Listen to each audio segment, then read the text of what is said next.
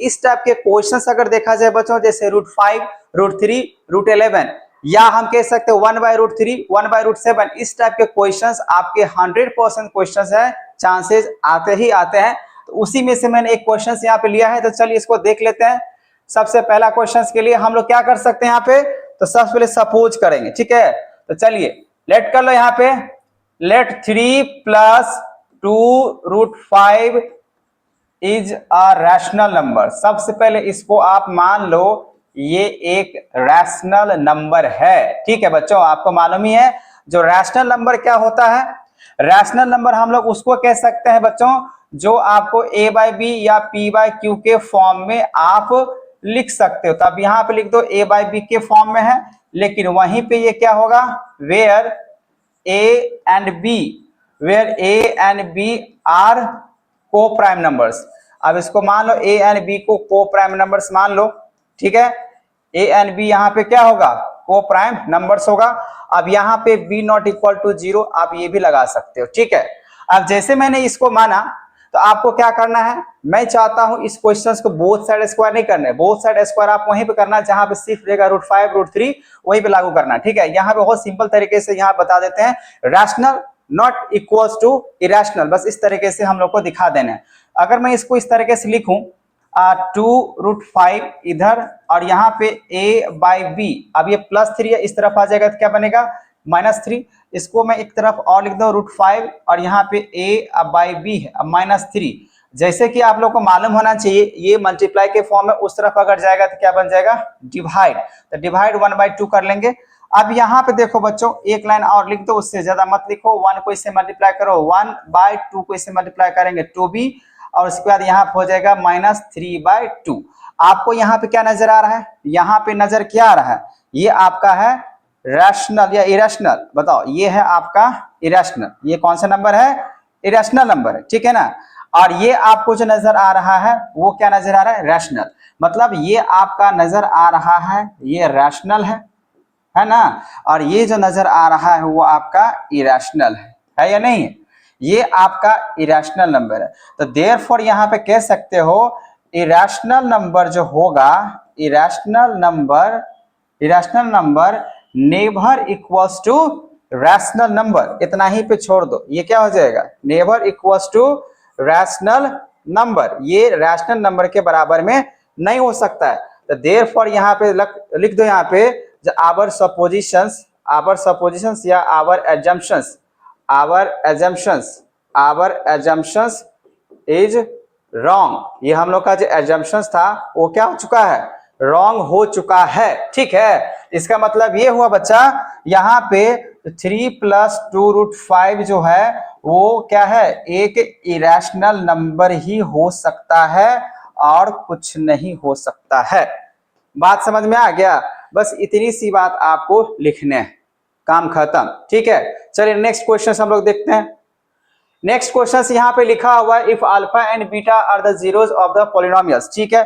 तो चलिए इसको भी हम लोग देख लेते हैं। क्वेश्चन जो दिया गया, यहाँ पे जो पॉलिनोमियल्स आपका दिया गया है वो फंक्शंस कर रहा है यहाँ पे 2x² + 5x प्लस में क्या लिखा हुआ है k।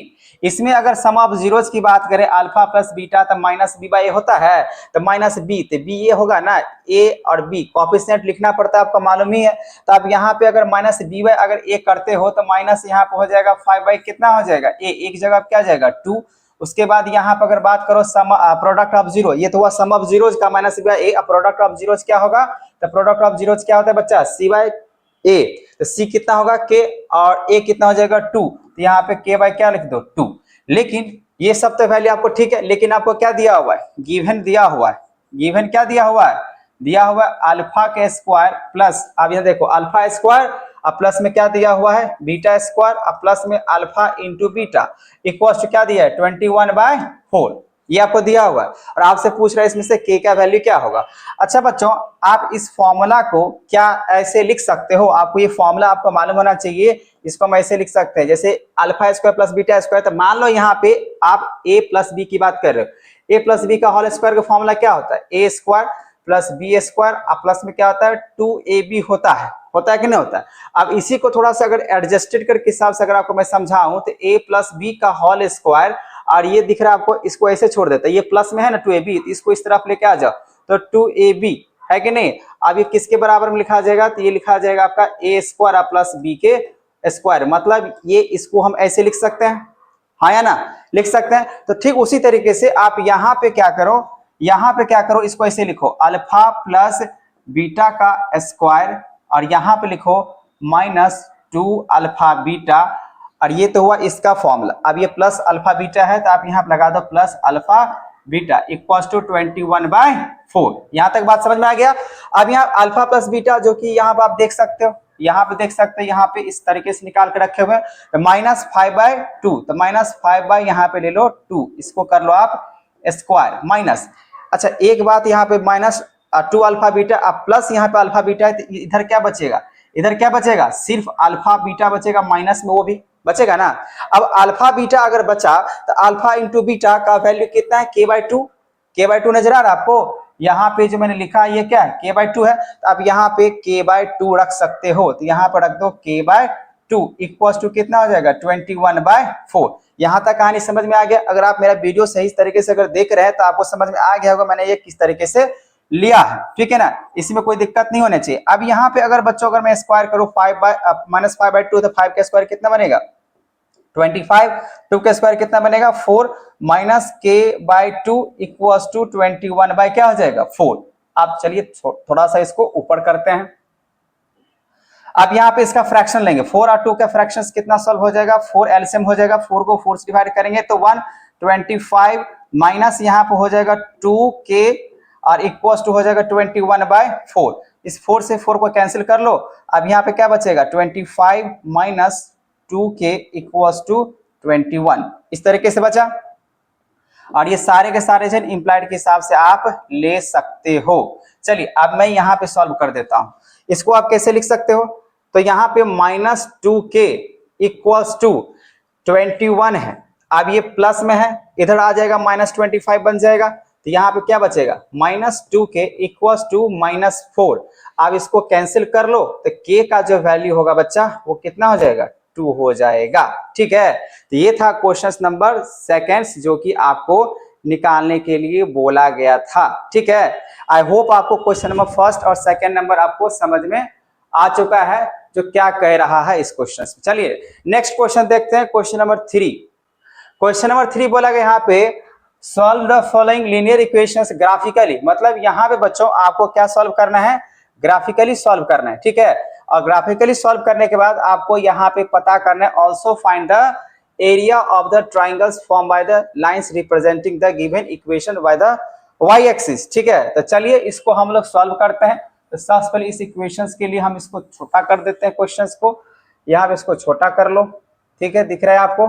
चलिए अब यहाँ पे इसको बनाने के लिए सबसे पहले मुझे कम से कम 2 से 3 जो है ना आपको कोऑर्डिनेट्स निकालने पड़ेंगे। जैसे आप यहाँ पे देख रहे हैं इसके लिए टेबल 1 निकालो, तो टेबल 1, फिर यहाँ पे निकालते हैं हम लोग टेबल 2। अब यहाँ पे इक्वेशन फर्स्ट क्या है आपका x plus 3y equals to 6। इसके लिए आपको x और y इस तरीके से कम 3 गो निकालने पड़ते हैं, ठीक है, 3 गो या 2 गो ही निकाल सकते हैं। उसके बाद यहाँ पे भी अगर देखें तो 2x minus 3y equals to 12, इसके लिए भी आपको x और y कम से कम कितने निकालने हैं, तो 3 निकाल लेने। x और y के वैल्यू कितने निकालने होंगे 3। चलिए तीनों को हम लोग निकालते हैं, तब हम इसको क्या करेंगे एक ग्राफ बनाएंगे और उस पे वैल्यू को पुट करके फिर देखेंगे क्या निकल के आ रहा है, ठीक है। तो ध्यान से देखिए, अगर मैं इसको निकालूं, बस यहाँ पर आप ध्यान दीजिएगा, क्योंकि जब ये अगर आपको गलत अगर होगा, अगर ये आपका वैल्यू लिया गया अगर गलत होगा कैलकुलेशन समय, तो ग्राफ भी आपका गलत बनेगा, ठीक है। तो चलिए इसको देखते हैं। अगर मान लीजिए मैं अगर x की वैल्यू अगर 0 लेता हूँ, x की वैल्यू 0 लेता हूँ, यहाँ पे कैलकुलेट करके मैं दिखा रहा हूँ।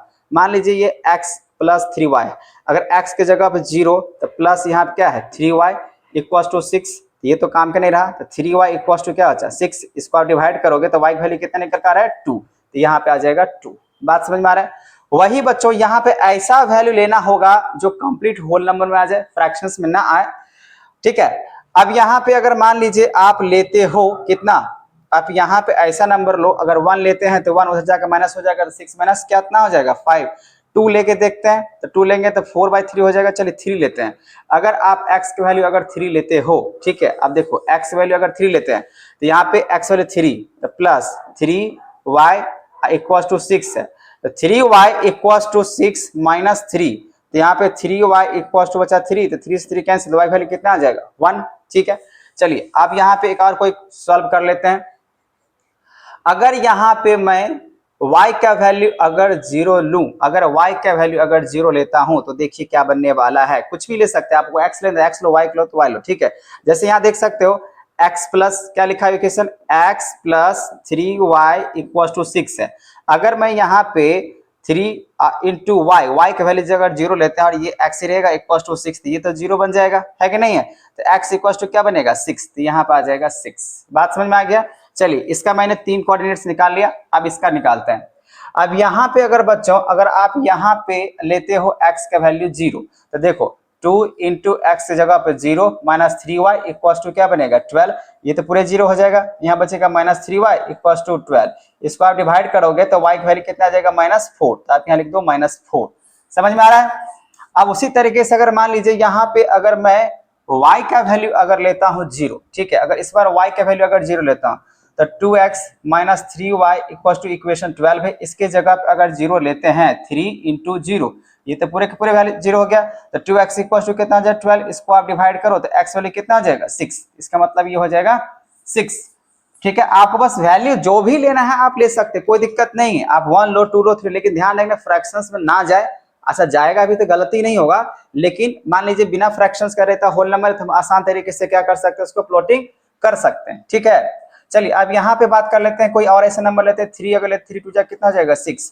चलिए ये भी ले लेते हैं। अगर मान लीजिए x की वैल्यू आपने लिया 3, x वैल्यू कितना लिया 3, तो यहाँ पे 2 इंटू क्या करना पड़ेगा 3 माइनस 3y इक्वल टू 12, तो यहाँ पे 6 माइनस 3y इक्वल टू हो जाएगा 12, तो 3y माइनस में है और 12 और ये उधर चला जाएगा तो माइनस में हो जाएगा, तो माइनस 3y इक्वल टू 6 है ना।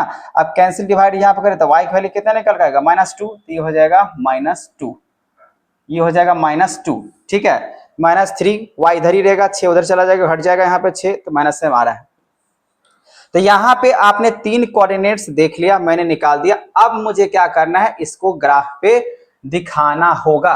तो देखिए ग्राफ पे दिखाने के लिए मुझे देखना है x का वैल्यू सबसे ज्यादा कहाँ तक गया है, 6 तक ही गया है, y का वैल्यू कितना तक गया -4 तक, मतलब ज्यादा लंबा चौड़ा यहाँ पे कहानी नहीं है। ठीक है, तो चलिए इसको सबसे पहले यहाँ पे कोऑर्डिनेट्स लीजिए, इस तरीके से आपको ग्राफ लेने हैं। ठीक है, ये आपको होता है x एक्सिस, ये होता है आपका x प्राइम नेगेटिव में, ये होता है 0 और ये होता है y नेगेटिव और ये होता है y पॉजिटिव। ठीक है बच्चों, अब यहाँ पे x देखो सबसे हाईएस्ट कहाँ तक गया है, तो 6 तक गया है। इसको हम सही तरीके से जो यूनिट ऑफ लेंथ है, जैसे 0 और 1 के बीच में ये जो गैपिंग बनेगा ना, ये 0 मतलब ऑरिजिन की बात कर रहे हैं, वो हमेशा बराबर होना चाहिए। 1 2 3 4 5 चलिए 6, ये सब क्या होना चाहिए बराबर। अगर ये सब बराबर है तो इसका मतलब ये हुआ यूनिट ऑफ लेंथ हमेशा बराबर ही होने चाहिए।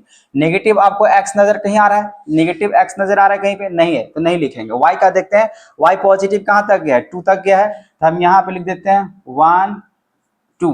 उसके बाद यहाँ पे y इधर कितना तक गया है नेगेटिव 4 तक गया है, तो आप यहाँ पे लिखो -1 -2 -3 और -4, ये लगभग में बराबर होने चाहिए। अगर बराबर नहीं होगा तो फिर गड़बड़ हो जाएगा। तो मान के चलिए आपको समझाने के लिए, कॉन्सेप्ट के लिए मैं इसको बनाता हूं, अगर वही मान लीजिए स्केल से अगर एग्जैक्ट अगर बनाएंगे तो आपको एग्जैक्ट निकल के आ जाएगा। चलिए इसको प्लॉटिंग करते हैं। क्या लिखा हुआ एक्स वाई के हिसाब से कोऑर्डिनेट्स बनता है। सबसे पहले क्या लिखा था एक्स, फिर क्या लिखा था वाई, ये क्या हम लोग का ऑर्डर है। ठीक है ना, ये ऑर्डर पेयर बनता है। तो चलिए x कितना है 0 और ये y कितना है 2, मतलब x की जगह पर 0 और y की वैल्यू कितना आ जाएगा 2, तो मतलब ये यहाँ पे लाइज करेगा। ठीक है, यहाँ पे आ जाएगा। फिर क्या बोला गया x3 है, x3 और y कितना बोला गया 1, तो लगभग में आपका ये नंबर यहाँ पे आ जाएगा। उसके बाद बोला गया x कितने हैं 6, तो x यहाँ पे 6 और y कितने बोला गया 0, तो ये नंबर यहाँ पे आ जाएगा। ठीक है, अब इसके लिए बच्चों मैं क्या करता हूँ, इस लाइन को मैं यहाँ पे मिला देता हूँ। ठीक है, क्योंकि ये जब तक मिलेगा नहीं तो पता चलेगा नहीं। ये हमेशा एक अलाइन होना चाहिए। आपको नजर आ रहा है, लगभग में आपको नजर आ रहा है, यहाँ पे मैं क्या कर रहा हूँ, ये अलाइन कर रहा है। अब ये अगर अलाइन अगर करेगा तभी बात पता चलेगा, ठीक है। तो इसीलिए इसको मान लीजिए ऐसे कर दिए, इसको थोड़ा सा ये फ्रेम दिया, ठीक है। हाँ चलिए फ्रेम ठीक है, ऐसा ठीक है, थोड़ा सा ज्यादा होना चाहिए, चलिए ज्यादा हो गया है, अभी थोड़ा सा मोटा हो गया, ये मैंने यहाँ पे दिखा दिया। अब चलो बच्चों यहाँ पे देखते हैं सेकंड वाला हम लोग को कॉलम क्या दिया हुआ, टेबल नंबर 2 की अगर बात करते हैं, x कितना है 0 तो यहीं पे रहेगा, फिर y कितना है -4 तो मतलब ये आ जाएगा यहाँ पे। फिर बोला यहाँ पे x कितने हैं 6 तो x हो जाएगा 6 और ये बोला गया 0 तो मतलब ये यहीं पे होगा। फिर x कितना बोला गया यहाँ पे 3 तो x हो गया 3 और y बोला गया -2 तो लगभग में ये यहाँ पे हो जाएगा, ठीक है। यहाँ पे लगभग में ये पॉइंट्स आपको यहाँ पे लाइज करेगा, ठीक है। अब फिर से मैं क्या करता हूँ, इस लाइन को मैं पूरे तरीके से मिला देता हूँ। तो देखिए ये लाइन कब लगभग में इस तरीके से जा रहा है, ठीक है ना, इस तरीके से लगभग में आप इसको मान सकते हो। क्या है ना, ये थोड़ा सा जो यूनिट ऑफ लेंथ है वो थोड़ा सा हम कह सकते हैं यहाँ पे अपने मन से लिया गया, थोड़ा सा ऐसे हो सकता है। तो इसको फ्रेम कर लेते हैं, इस तरीके से हो जाएगा। कलर करना है तो कलर कर लो, ये वाली बात हो गया। इसको भी कलर करना है, इसको भी कलर कर लेते, फ्रेम हो गया। और चलो इसको भी कलर कर लिया जाए तो कलर कर लिए। अब यहाँ पे इस तरीके से बन चुका है। अब मुझे देखो ये ट्रायंगल फॉर्म में हुआ, लिखा हुआ था यहाँ पे also find the area of triangle form, ये ट्रायंगल फॉर्म नजर आ रहा है। इसको थोड़ा सा अगर देख लिया जाए, इसको अगर मैं कलर अगर भर दूं तो देखो यहाँ पे इसको ये उठाओ, ठीक है, इसमें कलर लगा दो। कौन सा कलर, तो चलो यही कलर की बात करते हैं। कुछ ज्यादा ही इस तरीके से लिखा रहा है ये कलर, ठीक है। इस तरीके से मान लीजिए इसको मैंने भर दिया। आपको क्या नजर आ रहा है, ये ट्रायंगल नजर आ रहा है ना, ये ट्रायंगल में मैंने एरिया इसको शेडेड कर दिया। वैसे इसमें क्या लिखा हुआ था, शेडेड करना है, ऐसे कुछ नहीं लिखा हुआ था, लेकिन आपको ट्रायंगल दिखाने के लिए मैंने ऐसे किया। ट्रायंगल नजर आ रहा है, अब इसको इरेज कर दो, कोई दिक्कत नहीं, ठीक है। अब ये इरेज हो चुका है। अब यहाँ पे अगर मुझे एरिया निकालना है तो अब यहाँ पे लिखो एरिया ऑफ ट्रायंगल का फॉर्मूला। एरिया ऑफ ट्रायंगल का फॉर्मूला क्या होता है बच्चा, देयरफॉर यहाँ पे आप लगा दो जो एरिया ऑफ ट्रायंगल। तो एरिया ऑफ ट्रायंगल कौन सा, चलो इसको नेमिंग कर लो। इसको मान लो ये ए है, इसको मान लो ये बी है, इसको मान लो आप ये सी पॉइंट, ठीक है ना। तो एरिया ऑफ ट्रायंगल किसका, ए बी सी। यहाँ फॉर्मूला लगेगा 1/2 इंटू बेस इंटू हाइट। देखो हाइट ये होगा और बेस ये होगा, ठीक है। तो कैसे काउंट करते हैं, ध्यान से देखिएगा। एक यूनिट यहाँ पे 2 हुआ, 3 हुआ, 4 हुआ, 5 हुआ और 6, मतलब इसका हाइट जो हो जाएगा बच्चा, पहले तो 1/2 अब बेस इंटू क्या होता है, हाइट होता है ना। तो यहाँ पे 1/2 अब बेस, तो बेस कौन सा होगा, ये वाला। 1 पॉइंट, 2 पॉइंट, 3 पॉइंट, 4, 5 और 6, ठीक है। तो बेस हो जाएगा यहाँ पे 6। उसके बाद हाइट भी कितना था, 6 ये था ना, 1 2 3 4 5 6, ठीक है। तो यहाँ पे 6 हो जाएगा, इसको इससे कैंसिल कर लो तो कितना हो जाएगा 3, मतलब इसका आंसर कितना आएगा 18 यूनिट्स निकल के आ जाएगा, ठीक है। आंसर यही होगा। आई होप आपको क्वेश्चन नंबर 3 समझ में आ चुका होगा। इसमें क्या करना होता है, कोऑर्डिनेट। तो क्वेश्चन नंबर 4 अगर यहाँ पे देखा जाए तो यहाँ पे 2 वेरिएबल क्वेश्चन है। तो चलिए इसको सॉल्व करते हैं। क्या मैं इसको इस तरीके से लिख सकता हूं, x/a लिखा हुआ है तो आप इसको ऐसे लिखो x/a और इक्वल्स टू में लिखा हुआ y/b। तो अगर इसको इस तरफ लेकर आ जाएंगे तो क्या बनेगा y/b इक्वल्स टू 0। अब इसको सॉल्व करो, a और b का एलसीएम कितना हो जाएगा, ab हो जाएगा। ab को अगर a से अगर डिवाइड करते हैं तो क्या बचेगा b, अब b को अगर मल्टीप्लाई करते हैं x से तो bx, माइनस ab को b से डिवाइड करेंगे तो बचेगा a और a को y से मल्टीप्लाई कर लो तो क्या हो जाएगा ay इक्वल्स टू 0। अब यहाँ पे इसको अगर क्रॉस मल्टीप्लाई करते हैं तो आपके पास इक्वेशन बनेगा bx minus ay equals to 0। ये आपका हो जाएगा फर्स्ट इक्वेशन।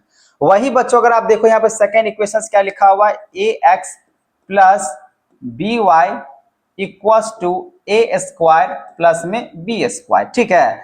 अब ये दोनों इक्वेशंस यहाँ पे दिख रहे हैं, ये फर्स्ट इक्वेशंस हुआ और ये सेकेंड इक्वेशंस हुआ। अब यहाँ दोनों को अगर मैं ऐड करता हूं तो ऐसा कुछ होने वाला है नहीं। इसके लिए क्या करना होगा, मुझे कुछ न कुछ मल्टीप्लाई करना पड़ेगा। जैसे यहाँ पे ए वाई है और यहाँ पे बी वाई, अगर मैं इसको मल्टीप्लाई कर लेता हूँ 20, ठीक है, और इसको मल्टीप्लाई कर लेता हूँ ए से, तो देखिए क्या होगा, 20 से अगर मल्टीप्लाई करते तो क्या बनेगा बी स्क्वायर एक्स, फिर यहाँ बनेगा माइनस ए बी वाई, ठीक है, बनेगा ना ए बी वाई। उसके बाद यहाँ पे इक्वल टू, इसको अगर मल्टीप्लाई करेंगे तो 0 ही होगा। ए से अगर इसको मल्टीप्लाई करते हैं तो क्या बनेगा ए स्क्वायर एक्स प्लस बी, या ए से मल्टीप्लाई कर रहे हैं तो यहाँ पे तो ए बी वाई भी लिख सकते हैं, ठीक है। और यहाँ पे ए स्क्वायर आप प्लस में बी स्क्वायर आप ऐसे लिखो और यहाँ पे ए सिर्फ लिख दो, मल्टीप्लाई करो नहीं, बहुत ही आसान तरीके से बन जाएगा। अब मैं इसको क्या करता हूँ, ये माइनस है प्लस में, तो अब मैं सिंपली कर देता हूँ इसको ऐड जैसे करूंगा तो ये दोनों हो जाएगा गायब। अब ऐड करो, यहाँ पे लिखो बी स्क्वायर एक्स प्लस में लिखो ए स्क्वायर और फिर एक्स इक्वल्स टू, यहाँ भी देखो ए स्क्वायर और प्लस में बी स्क्वायर यहाँ पे दिख रहा है और ऐसे करके ए लिखा हुआ है, ठीक है ना। अब यहाँ पे अगर मैं इसको इस तरीके से लिखूं, यहाँ पे देख सकते हो इसमें से क्या करते हैं x कॉमन लेते हैं, अगर x कॉमन लेते हैं क्या बनेगा बी स्क्वायर और प्लस में ए स्क्वायर, ठीक है, इक्वल्स टू यहाँ पे भी क्या बनेगा ए स्क्वायर और प्लस में बी स्क्वायर ऐसे करके बनेगा और यहाँ पे ए है तो इसको इससे कैंसिल कर लीजिए, दोनों पॉजिटिव में है तो x का वैल्यू कितना हो जाएगा a, तो x का मैंने निकाल दिया। अब निकालना है y का, तो y निकालने के लिए आप क्या करो पुट कर लो, ठीक है, पुट कर लो, यहाँ पे पुट x इक्वल्स टू जो a है ना वो इन इक्वेशंस मान लो फर्स्ट में, ठीक है, तो फर्स्ट इक्वेशन आपको ये नजर आ रहा है, तो यहाँ पे लिखो bx minus ay equals to 0, तो अब x वैल्यू कितना निकाला है a, तो यहाँ पे b और x के जगह पे आ जाएगा a minus ay equals to 0, तब यहाँ पे हो जाएगा ba इक्वल्स टू, माइनस है उस तरफ लेकर आओगे तो क्या बनेगा पॉजिटिव में ay, यहाँ से a से a कैंसिल, इसका मतलब ये हुआ y का जो वैल्यू होगा बच्चा वो कितना आ जाएगा b, इसका मतलब आप लिख सकते हो जो x का वैल्यू हो जाएगा a और y का वैल्यू हो जाएगा b, यही रहा आपका आंसर इस क्वेश्चंस का। तो इस टाइप के क्वेश्चंस आपको एलिमिनेशन मेथड से बनाने सबसे आसान है।